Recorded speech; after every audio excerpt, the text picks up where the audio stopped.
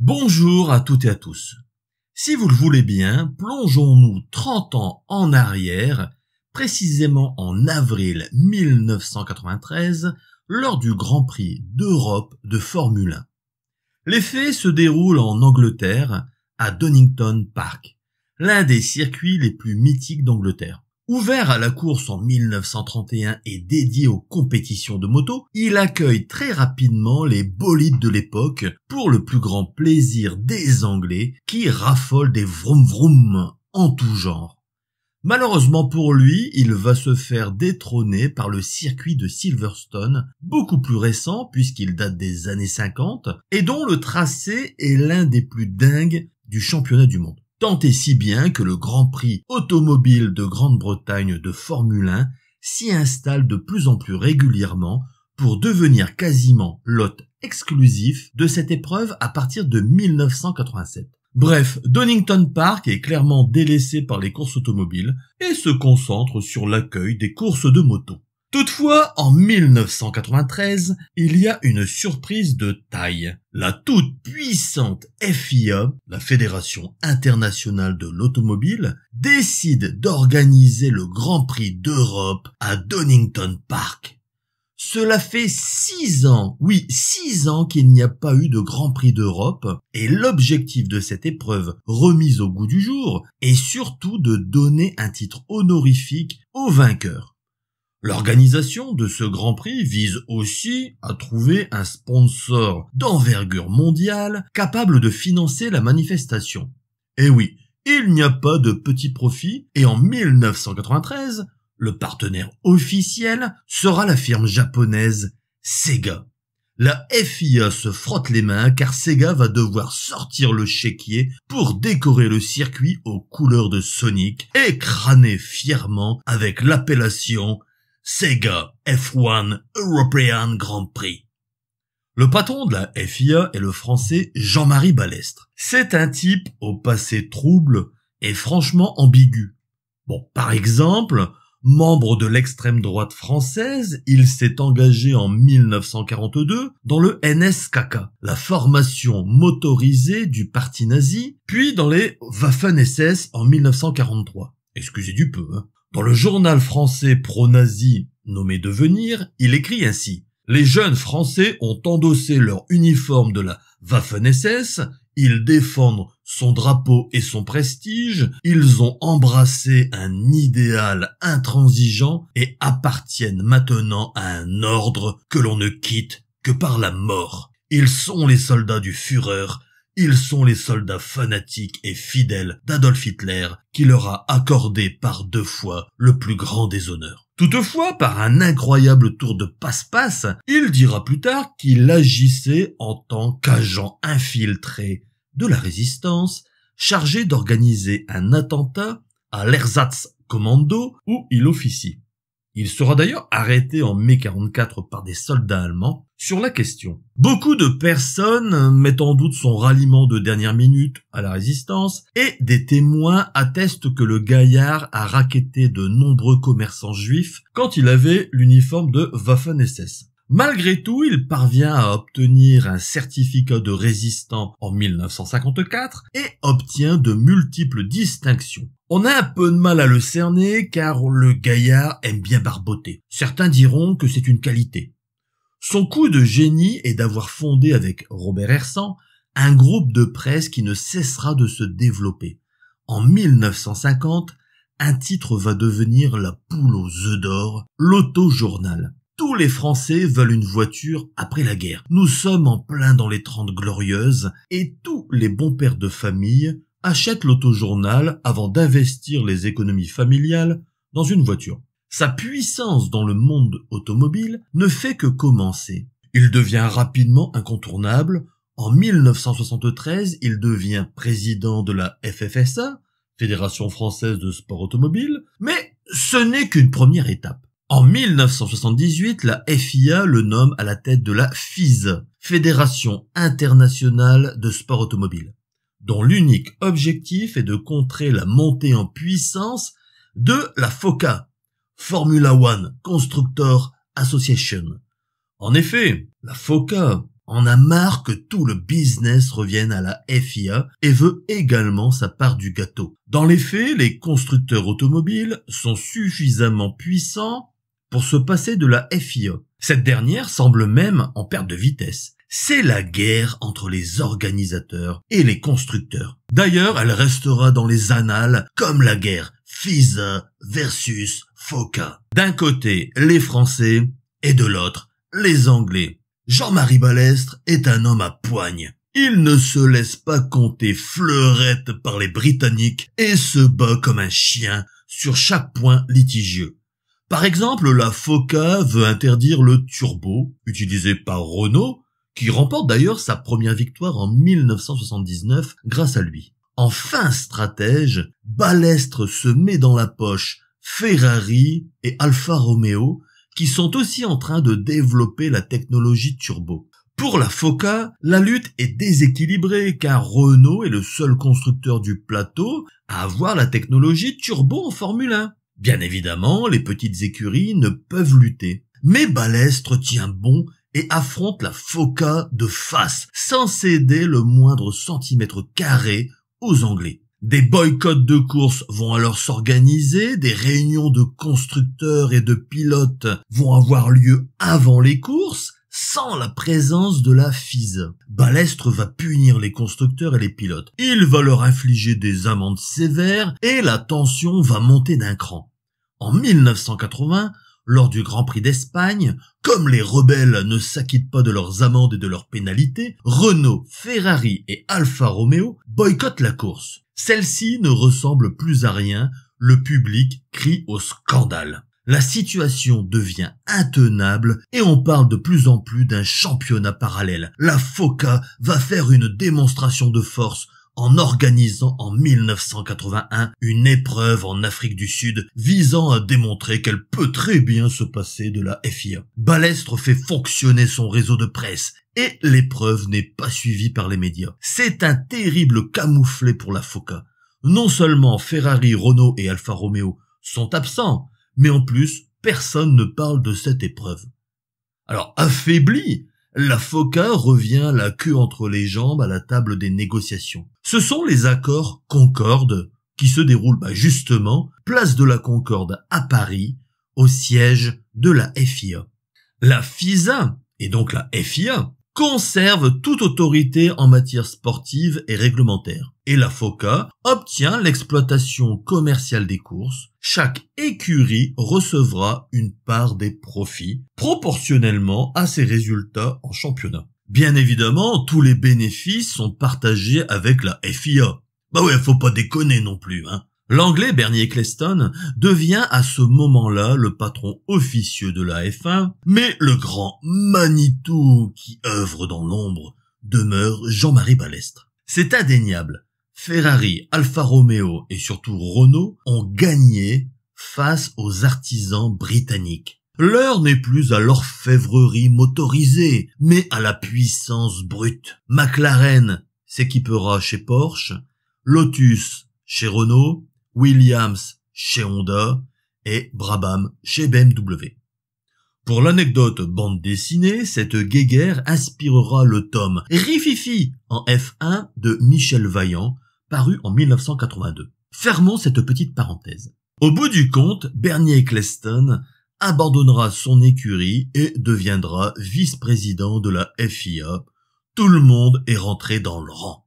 Alors là, vous allez me dire, écoute Guened, t'es bien gentil de nous dire tout ça, mais bon sang de bonsoir, quel est le rapport avec l'année 93, Ayrton Senna, Alain Prost et Sega? Nom d'une pipe. Ne soyez pas impatients, mes petits lapins. On va y venir. Fort de ce succès historique, Jean-Marie Balestre est nommé président de la FIA en 1985, tout en conservant la présidence de la FISA. Il devient alors le méga big boss du milieu, à la fois craint et respecté. Personne ne moufte sous sa présidence. Les pilotes sont même satisfaits car ils pensent à leur sécurité en imposant de plus en plus de protection pour eux. Mais comme vous le savez, les Anglais sont mauvais perdants. La fronde s'organise à la fin des années 80, Bernie Ecclestone œuvre en coulisses et pousse son poulain, Max Mosley à devenir l'étalon de l'écurie FISA. En 1991, lors d'un vote interne, Jean-Marie Balestre est battu par Max Mosley à la tête de la FISA.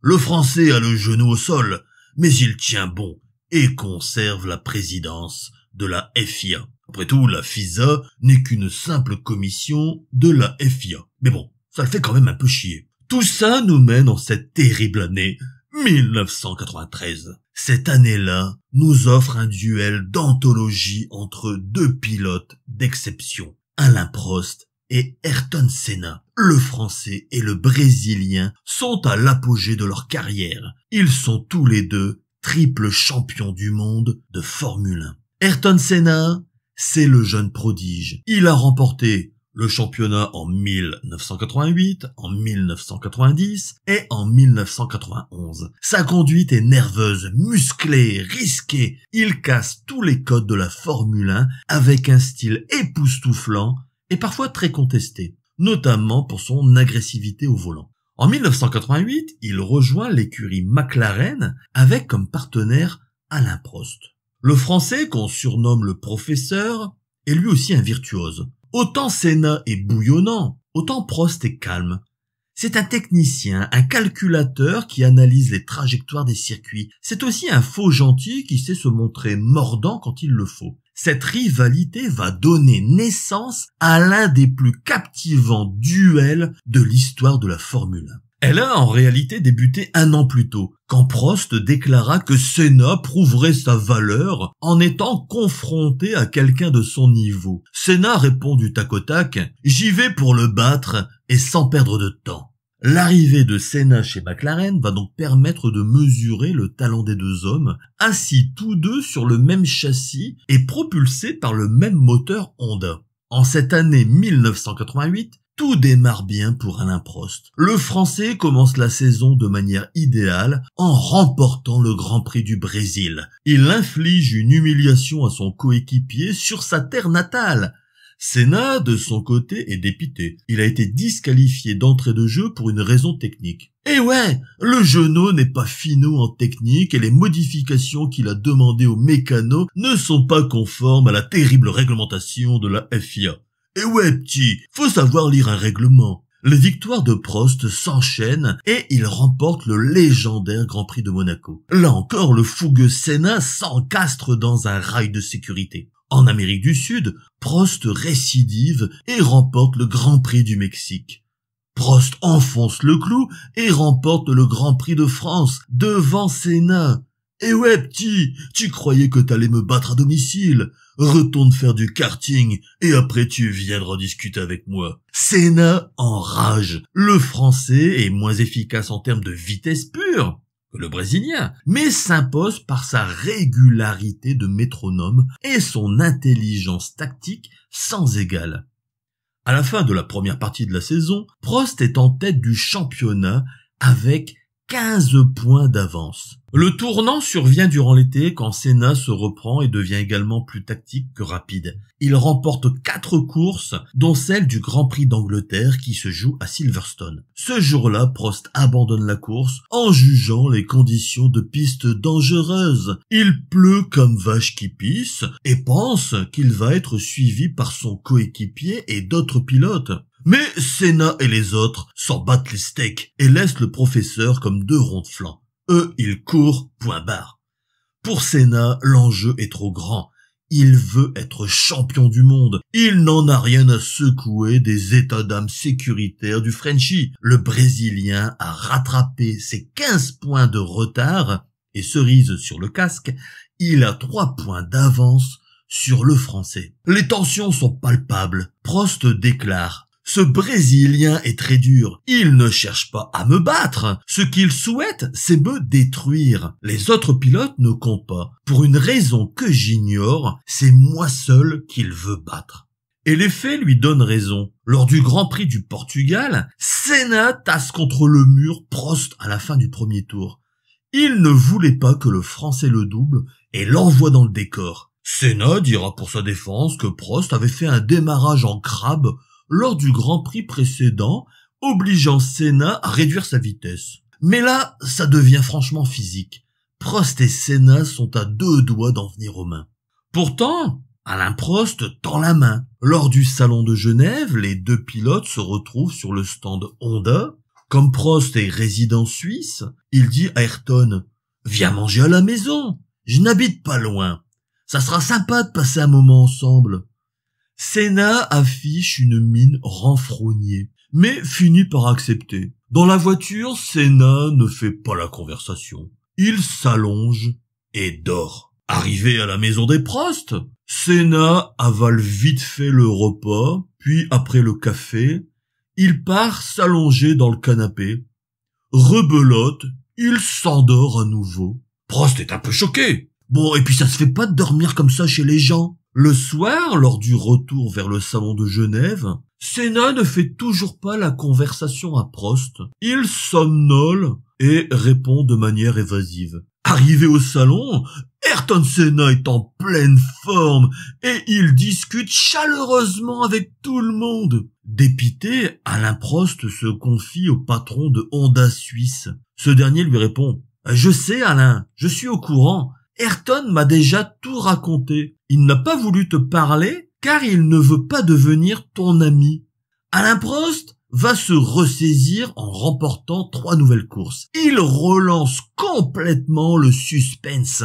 Le Grand Prix du Japon va être le théâtre d'un duel au sommet. Le Français débute très bien la course. Senna cafouille et stagne à la 16e place. Cependant, le Brésilien va remonter méthodiquement son retard, prouvant au monde entier son ahurissant talent. Pendant que Prost ménage sa monture, Senna appuie sur le champignon comme un damné. Quand Prost voit que le Brésilien va tenter de le dépasser, il se déporte sur la droite, forçant Senna à rouler sur les zébras. Le monde entier voit cette scène et estime que le Français manque de fair-play. Cette tentative est pourtant vaine. Senna parvient à devancer le Français à quelques tours de l'arrivée. Bien qu'il compte plus de points que son rival brésilien, Alain Prost termine second du championnat avec 7 victoires et 4 deuxièmes places contre 8 victoires et 3 deuxièmes places pour Senna.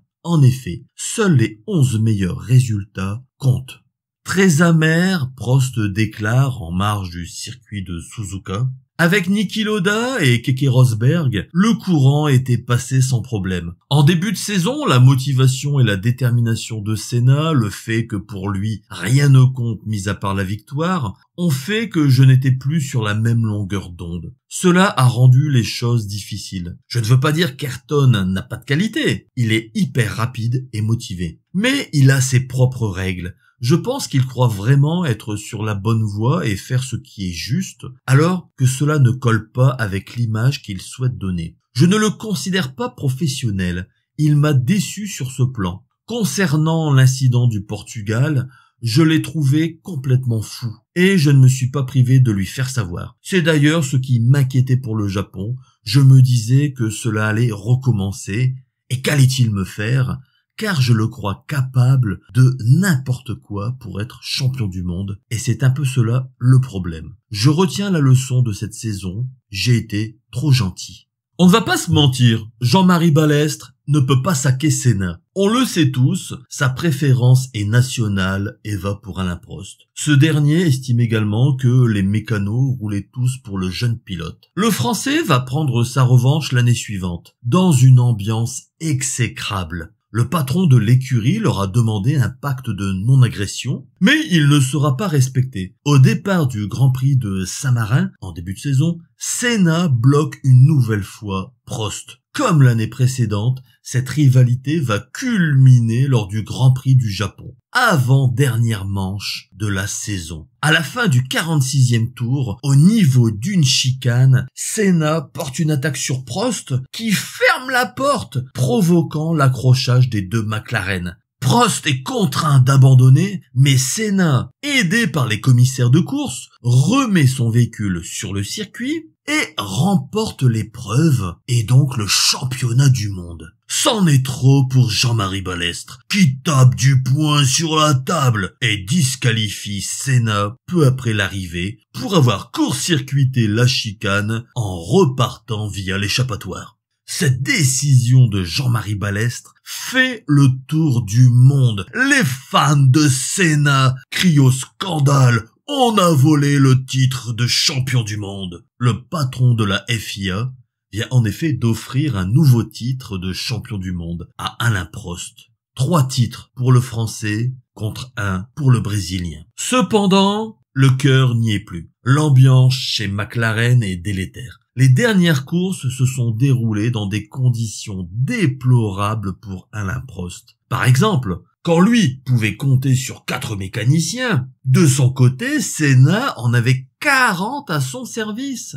Honda a clairement choisi son camp. Alain Prost annonce qu'il rejoint l'écurie Ferrari. L'ingénieur, Pier Guido Caselli, directeur technique de la Scuderia, explique à quel point le Français est exigeant et impliqué. En venant chez Ferrari, Prost apporta toute son expérience sur le développement de la voiture. Je me souviens de lui lors de tests à Fiorano, la nuit jusqu'à 23 heures, avec des phares de voiture allumés pour lui montrer la piste. Cela montre l'implication de Prost. Il voulait la perfection dans chaque détail. Il y aurait beaucoup d'anecdotes dont je pourrais parler, comme celle où il reconnut la différence de compression d'un ressort à l'autre. Nous lui fîmes une blague à Imola.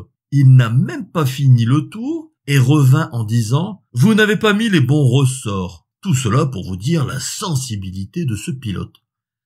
Alain Prost est lucide. Les Ferrari ne sont pas encore assez compétitifs pour contrarier les McLaren Honda. Le duel reprend de plus belle et les deux hommes s'affrontent avec une remarquable virtuosité. Prost se retrouve dans la même posture que Senna l'année passée. Il va remonter de la 13e place à la première avec un talent époustouflant. C'est l'une de ses plus belles courses. Une fois encore, ils sont au coude à coude pour le titre mondial. Le public retient son souffle car cela va encore se jouer au Grand Prix du Japon à Suzuka. Mesdames, messieurs, on va le dire simplement, Ayrton Senna va faire un joli coup de pute à Prost. Il va carrément le percuter au démarrage de la course, emmenant Prost dans les graviers. Les circonstances de cet échec lui laissent un goût amer. Cette fois, Jean-Marie Balestre n'a pas pu disqualifier Senna, car c'est un simple accident de voiture. D'ailleurs, Senna ne reconnaîtra les faits que l'année suivante, où il avouera avoir volontairement percuté la voiture de Prost pour se venger de l'année précédente. Bon bref, il est un peu rancunier aussi, Senna. 3 titres pour le Français contre 2 pour le Brésilien, dont l'ascension semble irrésistible tant il a la niaque. Et la niaque, Alain Prost, il ne l'a plus, en effet. Alain nous fait une petite déprime, et l'année 1991 est catastrophique. Il songe même à arrêter la Formule 1. Sa Ferrari n'est plus du tout compétitive et Senna survole le championnat. 3 titres pour le Français et 3 pour le Brésilien. Complètement désabusé par le monde de la Formule 1, il trouve que Ferrari ne met pas les moyens qu'il faut dans sa voiture. Il ose comparer sa Ferrari à un camion. Le verdict ne se fait pas attendre, il se fait virer illico presto par la Scuderia et se retrouve donc sans écurie pour 1992. Il deviendra alors consultant sportif sur les chaînes La 5 et TF1. Une année sabbatique, mi-forcée, mi-souhaitée, qui lui permet de prendre de la distance avec ce monde impitoyable.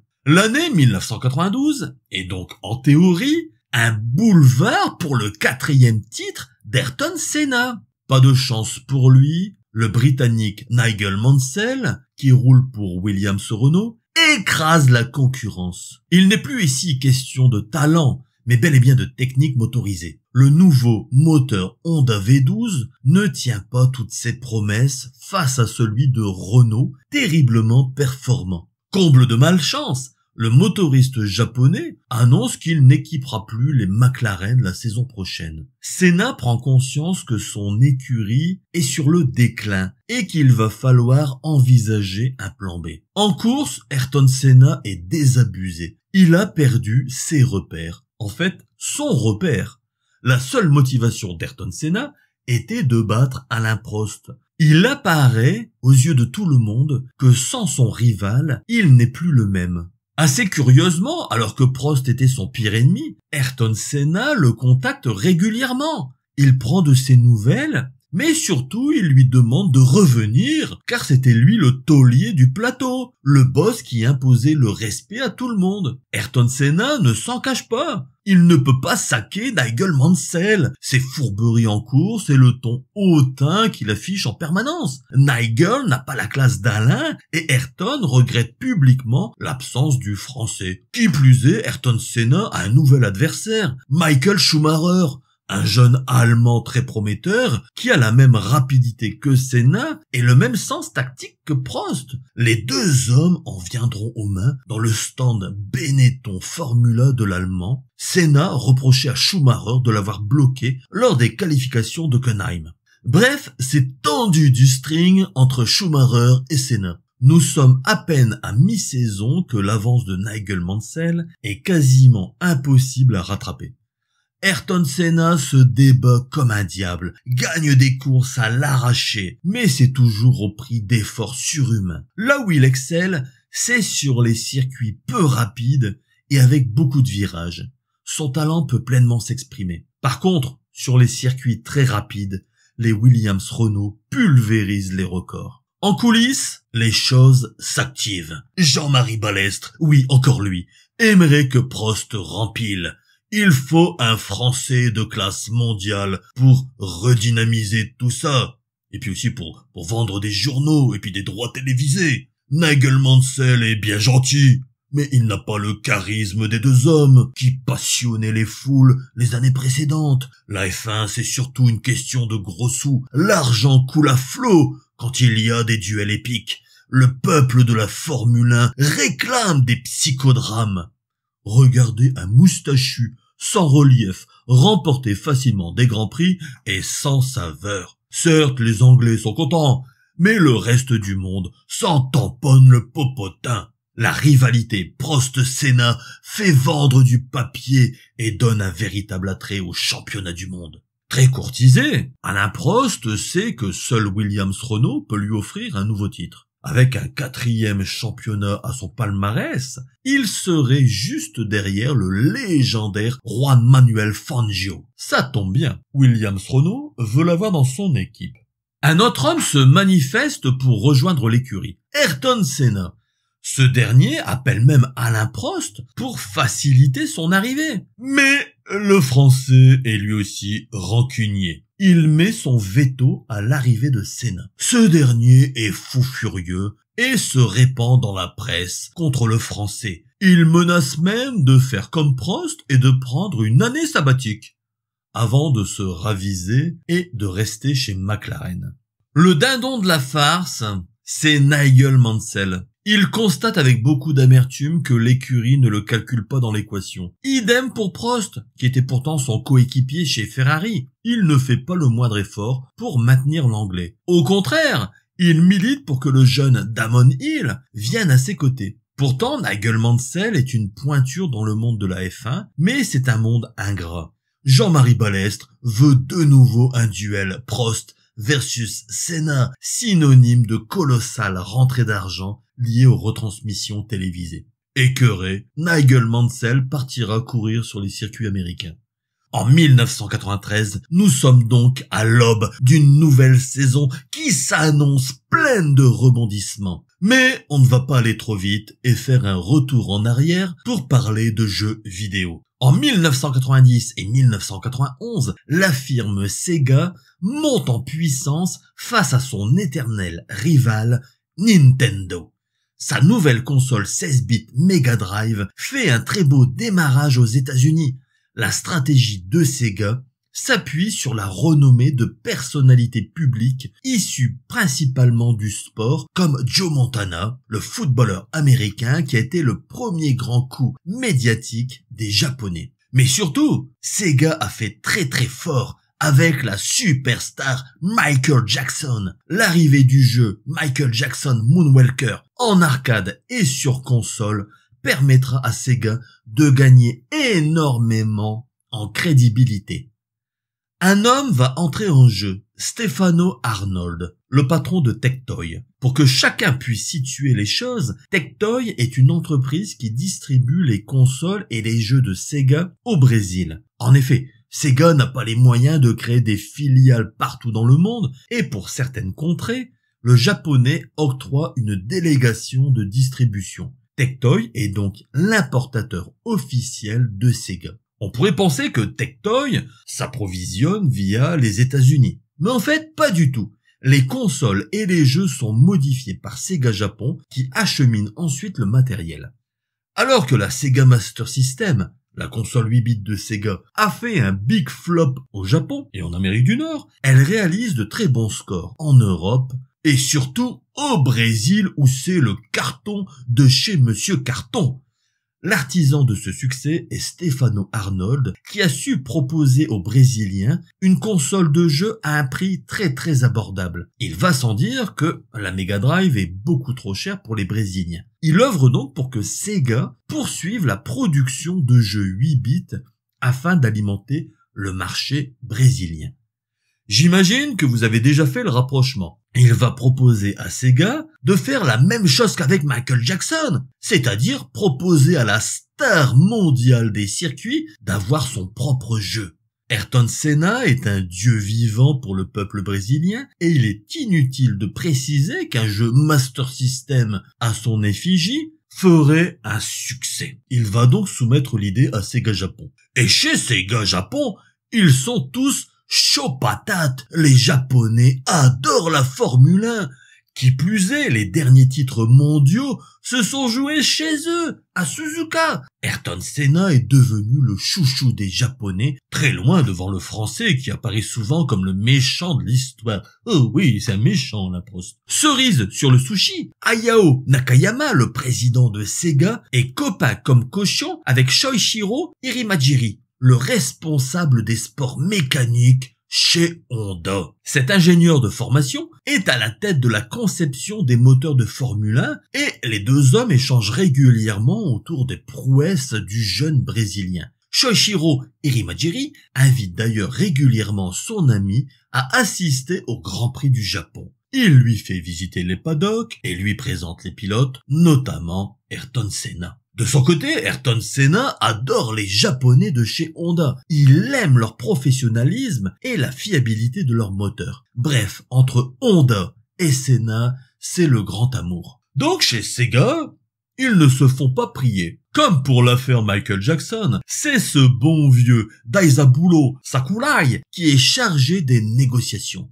Shoichiro Irimajiri facilitera la prise de contact et Stefano Arnold organise donc une rencontre avec Senna. Lors de ce rendez-vous, Sega explique comment ils ont procédé avec Michael Jackson. Ouais, je vous l'accorde, il frime un petit peu là chez Sega. Bref, ils lui ont laissé les coups des franches pour qu'il réalise son propre jeu, selon ses propres directives. Immédiatement, le pilote est séduit par la démarche. Il donne donc son accord et comme pour Michael Jackson, il accepte de céder son image pour une somme dérisoire en échange de royalties sur chaque jeu vendu dans le monde. Conscient du marché brésilien, Senna insiste pour que le jeu soit adapté sur Sega Master System. Tout comme Stefano, il veut que les petits Brésiliens, peu fortunés, s'amusent avec son jeu. Sega n'y voit aucun inconvénient, car il commercialise une console portable en couleur nommée Game Gear, qui est basée sur la même technologie que la Sega Master System. Les développements de jeux 8 bits ne sont donc pas interrompus.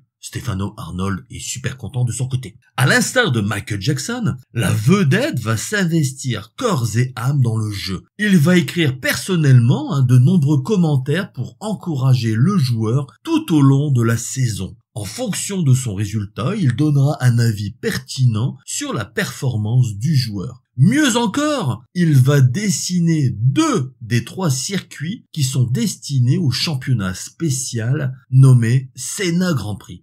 Aujourd'hui, ça peut paraître con de dire ça, mais à l'époque, rares sont les vedettes qui s'investissent autant dans la conception d'un jeu. Ce n'est pas leur métier après tout. D'ailleurs, de nos jours, je ne vois pas quel artiste s'est investi de la même manière dans la réalisation d'un jeu vidéo. Un artiste, entendons-nous bien, de renommée mondiale.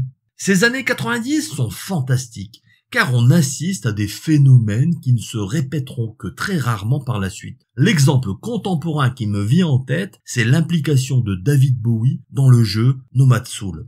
Je ne résiste pas à l'envie de vous raconter une petite anecdote. Le mercredi 16 octobre 1991, Ayrton Senna et Stefano Arnold se rendirent au siège japonais de Sega. Le pilote profitait de son passage dans le pays à l'occasion du Grand Prix du Japon qui se déroulait le dimanche suivant. Il avait initialement prévu d'arriver en hélicoptère afin d'éviter toute agitation. Mais la proximité du bâtiment de Sega avec l'aéroport international de Tokyo a rendu cela impossible. La visite allait donc être annulée car il aurait été impossible pour Ayrton Senna de se déplacer en ville sans susciter des mouvements de foule. Je vous l'ai dit, autant les Japonais n'aiment pas trop le méchant Prost, autant ils adulent Senna. Cependant, on trouva une astuce. Senna pouvait venir en bateau. Au moins sur l'eau, il ne risquait pas d'être embêté par des fous furieux. Senna accepta car il n'avait plus qu'une 50aine de mètres à faire à pied.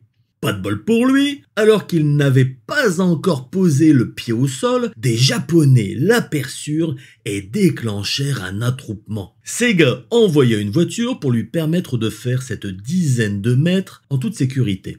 Seulement les huiles de Sega n'avaient pas anticipé un autre problème de taille. Leurs propres employés étaient de véritables groupies. Autant pour Michael Jackson, ils avaient été sages comme des images et très disciplinés, autant là, c'est le bordel le plus complet. Les 400 employés de Sega l'attendaient comme des petits foufous. Plus personne ne travaillait. Ce qui devait être initialement une réunion de 45 minutes s'est transformé en fête à neuneux qui a duré plus de 3 heures. La direction était complètement dépassée. Même des développeurs tiers se pointaient, comme par exemple Kan Naito, le cofondateur de Climax, à qui l'on doit par exemple le jeu Landstalker, s'est pointé dans les bureaux japonais alors qu'il n'avait aucune raison d'y être. L'histoire ne nous dit pas s'il a obtenu son fameux autographe. Les employés essayaient constamment d'entrer dans le bureau fermé où Senna rencontrait le producteur du jeu, Atsuhiko Nakamura. Senna, très exigeant, voulait inspecter tranquillement chaque tracé. Très tatillon, il refusait même d'émettre un avis sur le circuit de Barcelone car il n'avait jamais couru sur cette piste. Il le fera plus tard en envoyant un message vocal. Mais il était quasiment impossible de travailler sereinement, les gens s'agglutinaient dès que le pilote se déplaçait dans l'entreprise. Le pilote de course était véritablement une méga star au Japon. Malgré tout, ils ont réussi à avancer, notamment sur le mode de jeu Senna Grand Prix, qui intégrait des circuits spéciaux, comme par exemple le circuit personnel de Senna, situé dans sa maison de campagne au Brésil. Un circuit initialement conçu pour les karts. Les deux autres circuits, comme je l'ai dit précédemment, ont été entièrement créés par Senna. Senna a également apporté son expertise sur les dépassements de voitures et le freinage. Il a également expliqué que les voitures subissaient progressivement des dégâts lors du passage sur les bandes zébrées, ce qui affectait leur tenue de route. Senna a estimé que le premier Super Monaco Grand Prix n'était absolument pas réaliste concernant ces fameuses bandes zébrées, couramment utilisées par les vrais pilotes de F1. Il a également demandé à Sega de corriger les vitesses de pointe farfelues de chaque voiture qu'il trouvait irréalistes dans la première version. Ce n'est qu'une fois ces changements apportés que Senna donna son approbation. Pour la petite anecdote de conclusion, toutes les remarques d'Ayrton Senna ont été scrupuleusement notées et ont été réutilisées pour un autre jeu, le légendaire Virtua Racing. Et oui,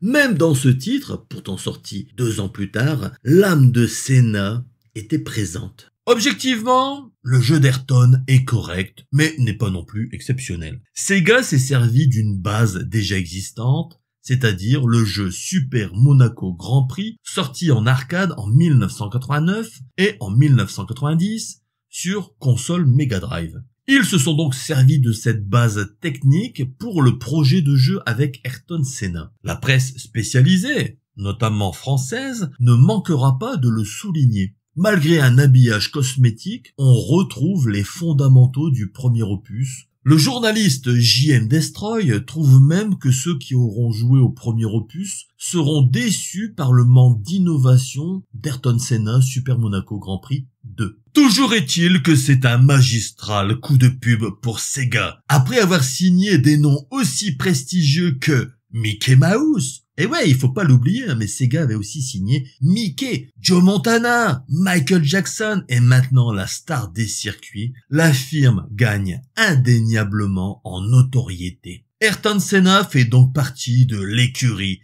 Sega, aux grandes dames de Nintendo. Lors de sa sortie en 1992, c'est un carton planétaire. Plus de 3 millions d'exemplaires s'écoulent à travers le monde dès les premiers mois de commercialisation. La Mega Drive, malmenée au Japon, reprend même des couleurs grâce à Magic Senna. Ce qui est remarquable, car même Michael Jackson n'avait pas réussi à infléchir les ventes de la Nintendo Famicom au profit de la console de Sega. Alors ne nous emballons pas non plus. C'est juste un petit sursaut, lié à la popularité du pilote. Nintendo a juste claqué des genoux pendant 30 secondes. Après c'est tout, ça s'est arrêté.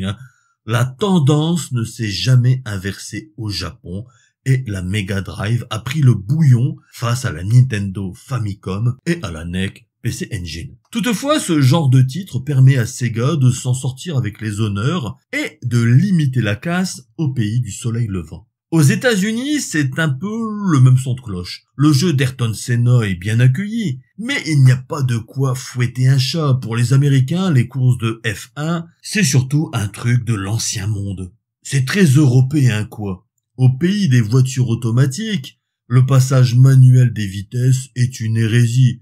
C'est un truc de frimeur typiquement italien. La culture est complètement différente et les Américains sont plus friands des courses type NASCAR où des bagnoles tournent sur un circuit ovale. Chacun son truc, moi je respecte. Comme je l'ai dit précédemment, l'année 92 devait être une consécration pour Senna. Prost étant au frais, le championnat ne semblait être qu'une formalité. Toutefois, ça ne serait pas marrant si tout se passait comme prévu. Le premier gros couac, c'est l'annonce du retrait de Honda. En 1993, Honda ne fournira donc plus de moteur à McLaren. C'est la douche froide pour Senna qui adore ce motoriste. Comme un malheur ne vient jamais seul, Shoichiro Irimajiri a une attaque cardiaque. Comme il est président de Honda of America, il passe sa vie entre le Japon et les États-Unis. Sa casquette de responsable des sports mécaniques l'oblige à se rendre aux quatre coins du monde pour suivre les courses automobiles, mais surtout les courses de moto, qui est avant toute autre chose le cœur de cible de Honda. Bref, le gaillard vit à 200 à l'heure et le cœur mouline dans le bac à sable. Il est contraint et forcé au repos. Il suivra d'ailleurs un traitement traditionnel chinois pour se remettre sur pied. Ce temps de réflexion lui fait prendre conscience qu'il doit changer de métier. Il démissionne de Honda dans la foulée. Son vieux pote, Hayao Nakayama, lui propose alors de rejoindre Sega. Au moins, là, il sera plus tranquille. Le poste est intéressant, il deviendra vice-président de Sega Japon avec une option pour reprendre à terme la division américaine. Pour la petite anecdote 100% Sega, il deviendra effectivement président de Sega of America en 1996, puis président de l'ensemble du groupe en 1998. C'est lui qui portera le projet de console Dreamcast de Sega.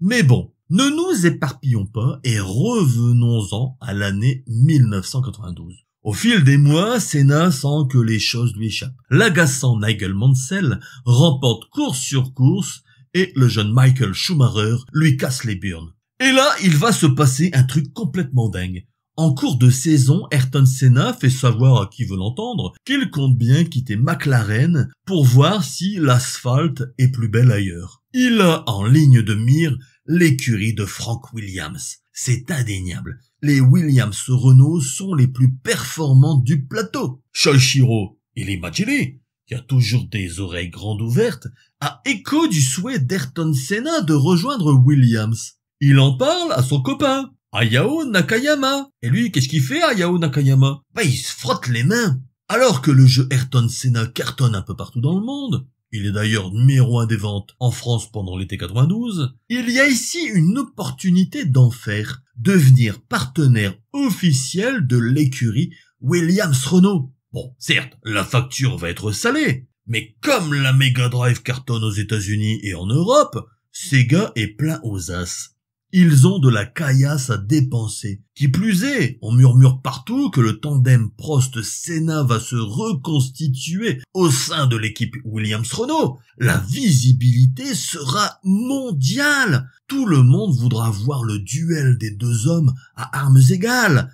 Qui sera le meilleur, le fougueux Ayrton ou le professeur Prost? Sega va donc se rapprocher de Williams-Renault pour négocier un partenariat. Sega va casser sa tirelire et s'offrir un grand prix rien que pour lui. Cela signifie que non seulement Sega sera visible sur les Williams-Renault, mais qu'en plus, le Grand Prix d'Angleterre sera renommé en Sega Formula One European Grand Prix, avec des panneaux Sega partout sur le circuit. Ah ouais, alors là, chez Sega, ils ont claqué plusieurs dizaines de millions de dollars, mais ils s'en foutent. Ils vont en mettre plein la vue à ces kékés de chez Nintendo. Ayrton Senna apprend aussi ça. Bah oui, parce que les oreilles, elles traînent partout sur le paddock et puis t'entends des choses ici et là. Donc Ayrton se dit que les choses ne peuvent pas se dérouler sans lui. Il faut savoir un truc sur le monde de la F1. Les pilotes apportent des sponsors à leur écurie. Ça peut paraître surprenant car dans la plupart des sports, les choses se font différemment. Mais dans le monde des sports mécaniques, c'est une tradition. Un pilote amène avec lui des sponsors qui donneront une part de cash à l'écurie. C'est une sorte de droit de conduite. Le moindre emplacement sur le pilote et sur la voiture se négocie à des sommes complètement folles. Il est donc de coutume que le pilote se pointe avec ses propres sponsors pour contribuer au financement de l'écurie. Un exemple est célèbre. Au début de sa prometteuse carrière, Michael Schumacher avait dû débourser 80 000 livres, 80 000 livres, pour faire un essai avec la modeste Jordan 191. Et 80 000 livres, rien que pour faire un essai. En outre, Jordan exigeait 150 000 livres pour le titulariser en course. C'est la marque de confiserie Tic Tac qui paiera une grosse partie de la facture. Comme quoi, une carrière en Formule 1, ça ne tient pas à grand chose. Là, en l'occurrence, à un bonbon Tic Tac. Bien évidemment, quand vous avez des résultats en course et que vous devenez plus connu, l'écurie ne vous demande plus de payer pour rouler. Vous êtes officiellement titularisé, mais bon, le pilote doit malgré tout agir pour attirer des sponsors de renom. Et là, quelque part, si on y réfléchit bien, Ayrton Senna est à l'origine de l'engouement récent de Sega pour la Formule 1. Certes, il y avait déjà eu des jeux de Formule 1 chez Sega, mais là, quelque part, cet attrait est tout nouveau. Et Senna se dit que Williams ne peut pas faire autrement que de le prendre dans la team. Mais je vous l'ai dit, Prost a mis son veto. Il a même exigé à ce que cela soit écrit noir sur blanc dans son contrat alinéa 8. Ouvrez les guillemets. S'il y a Senna, je viens pas, je vous emmerde et je rentre à ma maison. Point final, fermez les guillemets. Senna est contraint de rester chez McLaren. Il pense alors que Sega va le suivre. Après tout, ils ont gagné des millions de dollars grâce à lui. Donc par fidélité, ils vont dénoncer le contrat et le suivre chez McLaren.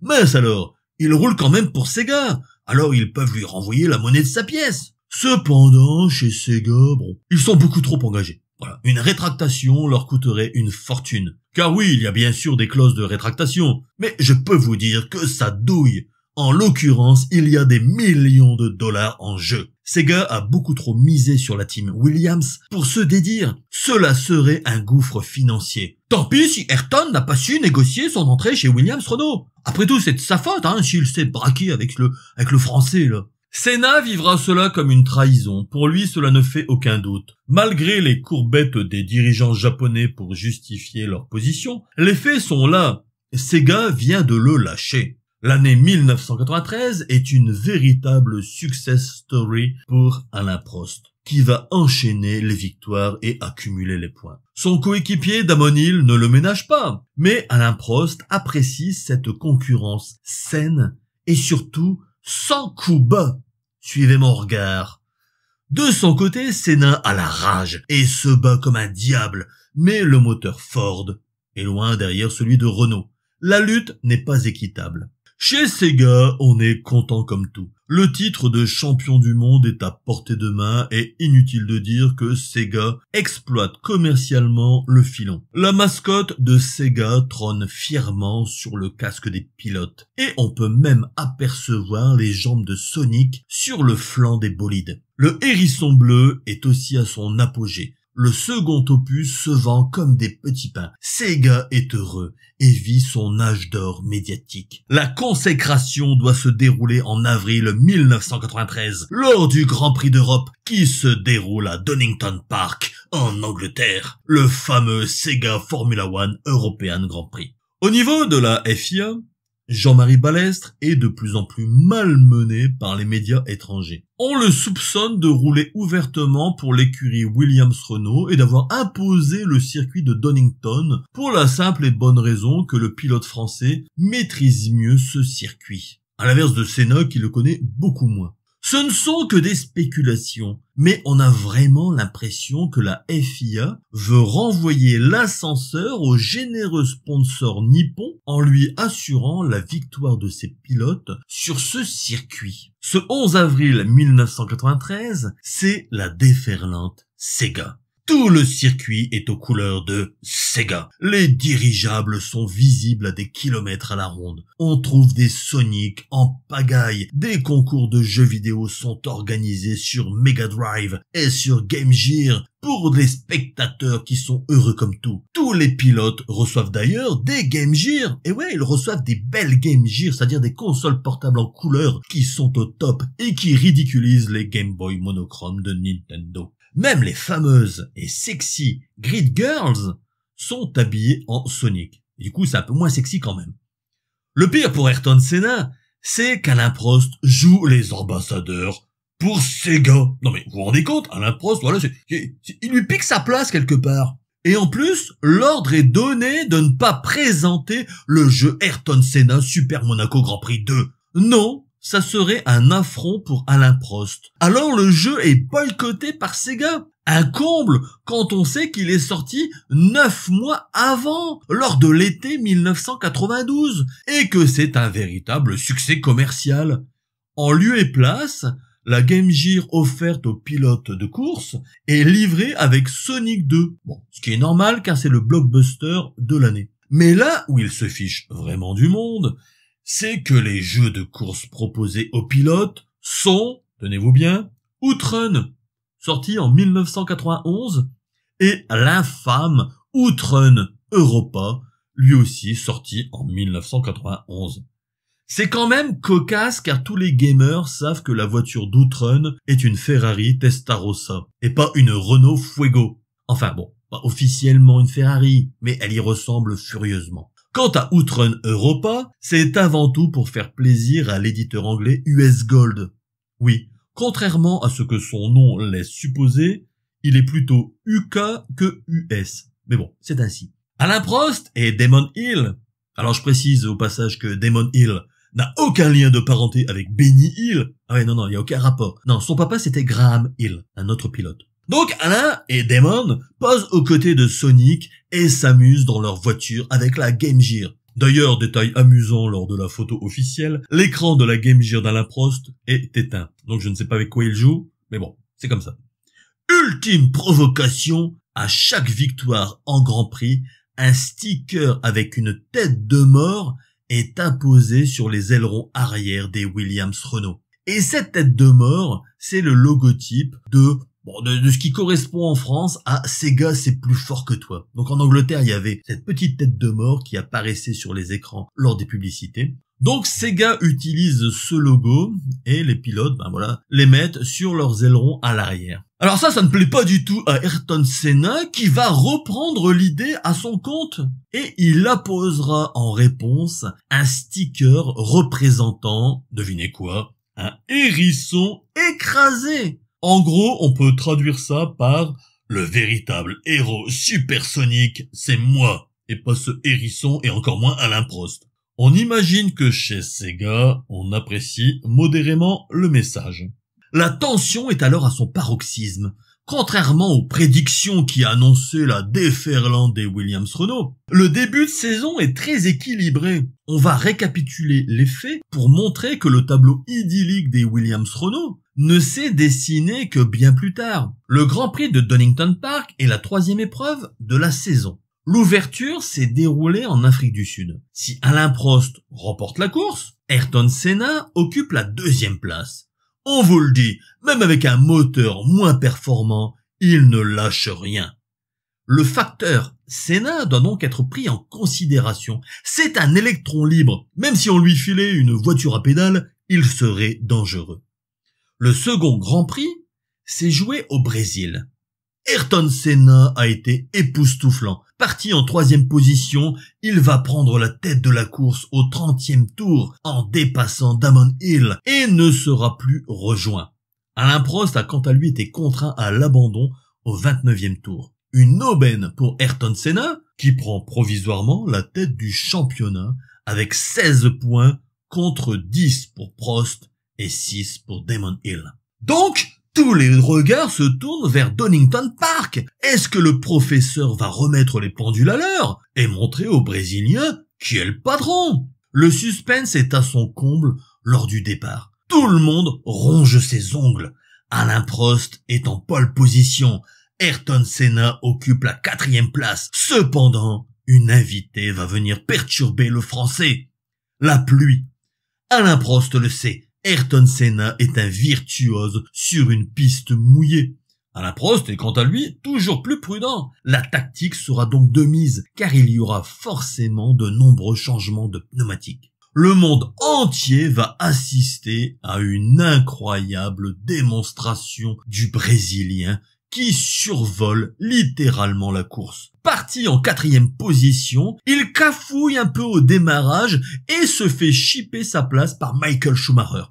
Mais Ayrton Senna ne compte pas en rester là et va pousser sa McLaren dans ses derniers retranchements. Il repasse devant Michael Schumacher, puis il s'attaque à Karl Wendlinger. Damon Hill tente de le ralentir afin de protéger la première place d'Alain Prost, mais le jeune Anglais ne résiste pas bien longtemps. En ligne de mire, Alain Prost, avec une incroyable ténacité, il va déborder le Français. Il donne une leçon de pilotage au professeur. Enfin tacticien, Prost pense qu'il pourra se refaire lors du changement des pneumatiques. Mais Senna sera cette fois plus tactique que lui. Enfin, surtout les mécanos de McLaren, qui se démènent comme des damnés pour ne pas trop le ralentir. À l'arrivée, Ayrton Senna a mis un tour dans les dents à Alain Prost, qui termine à la 3e place du podium, juste derrière son coéquipier Damon Hill.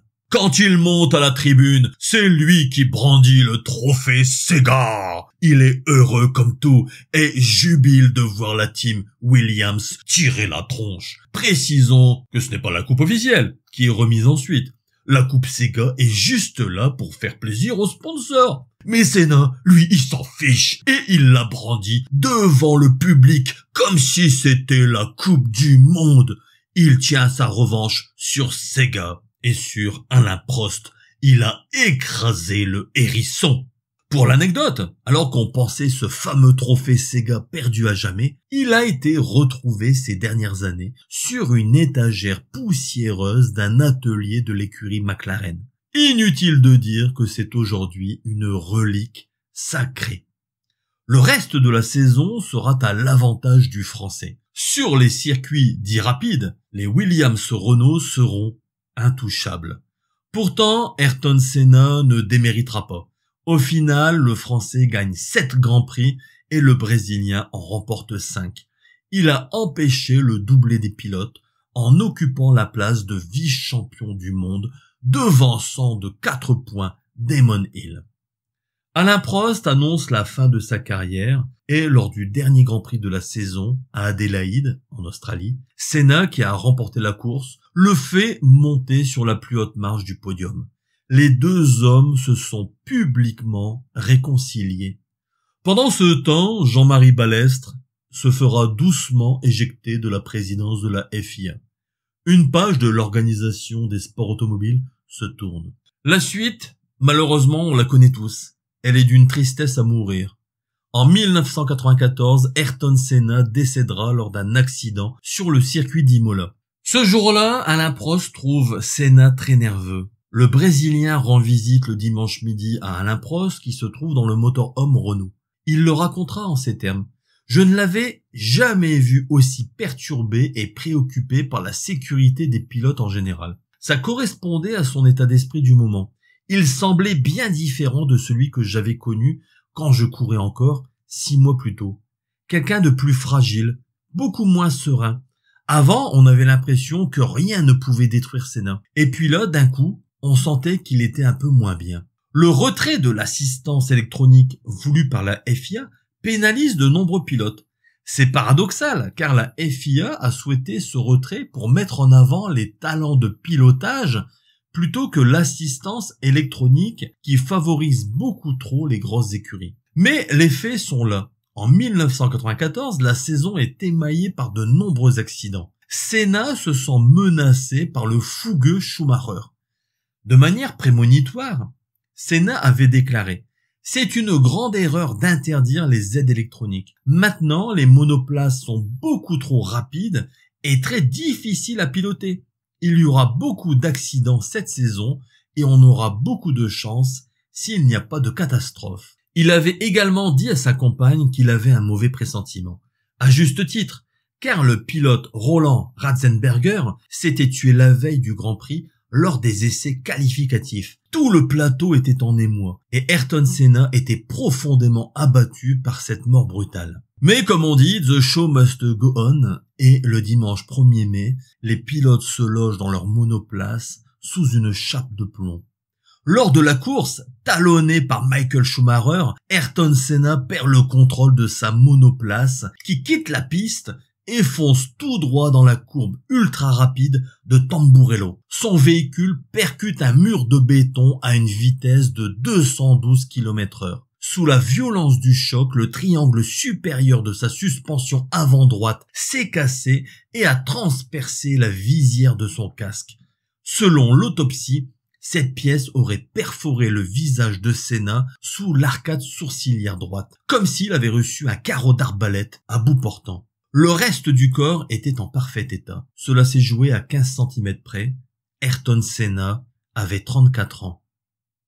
L'un de ses derniers messages publics, si ce n'est le dernier, aura été pour Alain Prost. En effet, lors d'un tour de piste le dimanche matin, Senna avait adressé un message en direct. Avant de commencer, un bonjour spécial à notre ami Alain. Tu nous manques à tous, Alain. Alain Prost, alors consultant pour TF1, était très touché par cette marque de sympathie. Après son décès, le Français déclarera « Nous nous sommes bagarrés l'un contre l'autre pendant des années. Nous étions ennemis, bien sûr, mais nous nous respections. L'un sans l'autre, nos carrières n'ont plus le même sens. Il ne se passe pas une semaine sans que l'on me parle de ma rivalité avec Ayrton. Et je sais que pour Ayrton, c'était la même chose. Senna était un peu mystique. Il avait un côté fascinant. C'était une sorte de héros. À l'inverse, moi je faisais office d'anti-héros. Quand on était ensemble en course, qu'on soit adversaire ou coéquipier, je ressentais ça auprès du public. Mais ce n'était pas grave. Je l'assumais tout à fait et je le comprenais. Quand j'ai fini ma carrière en 1993, Senna m'a redit, expliqué que d'une certaine manière, j'étais sa motivation première. Il voulait me battre. Quand il me l'a dit, j'ai pris ça comme un compliment. À partir du moment où j'ai arrêté de courir, on s'est beaucoup plus parlé que durant notre carrière. J'ai appris à l'apprécier humainement et à comprendre rétrospectivement son comportement face à moi. En tout cas, Senna était un talent brut. Ce que je peux dire, c'est qu'il s'agit sûrement du meilleur coéquipier que je n'ai jamais eu, mais aussi de mon plus grand adversaire. En effet, avec beaucoup d'honnêteté, Alain Prost dresse très bien le portrait de cette dualité. D'un côté, le beau et ténébreux Brésilien, que le public adule, et de l'autre, le tacticien français qui apparaît souvent aux yeux du public comme distant et calculateur. Concernant son côté mystique, il est vrai que Senna était très attentif aux signes extérieurs. Une photo prise le 5 juillet 1992 sur le circuit de Manicourt, en France, atteste d'une situation surprenante et même surréaliste.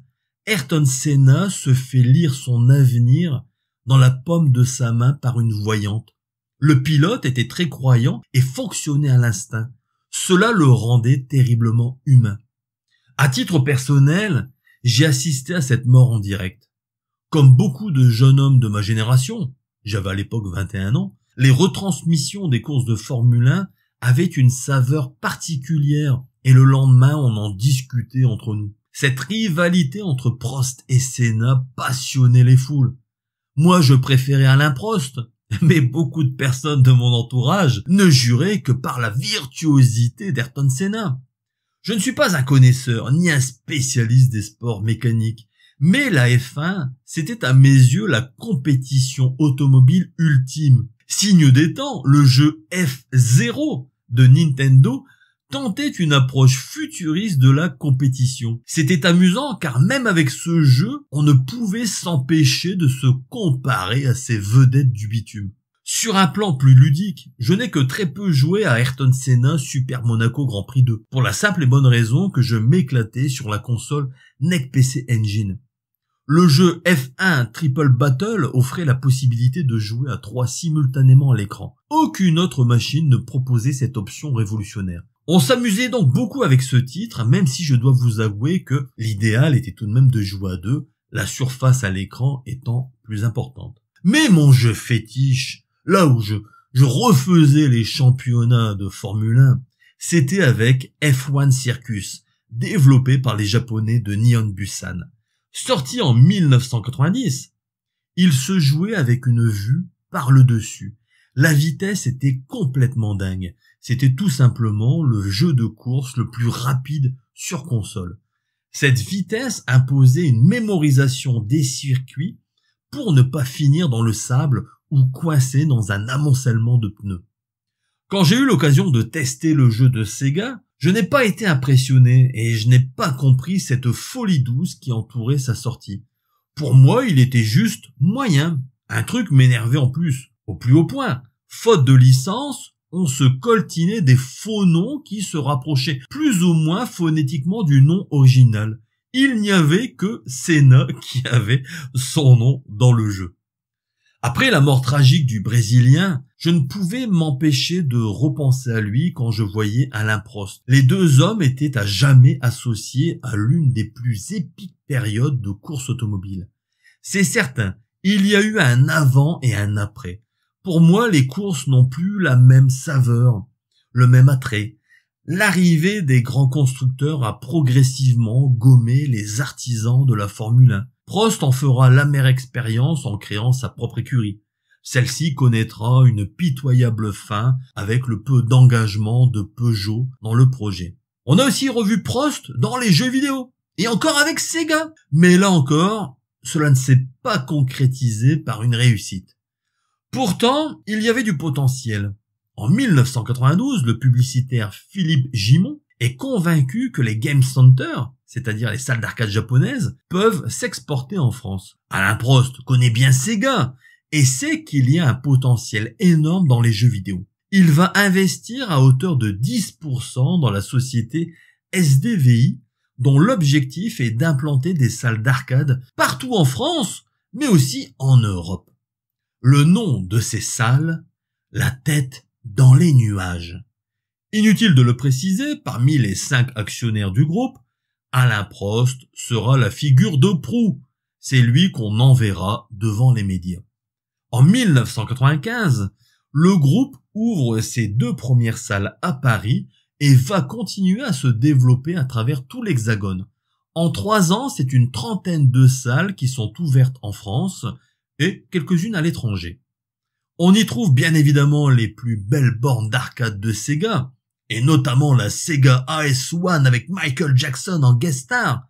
Formule 1 oblige, les jeux comme Virtua Racing ont droit de citer. Mais on trouvera aussi d'autres jeux de Sega comme Daytona USA et Sega Rally qui occupent des places privilégiées.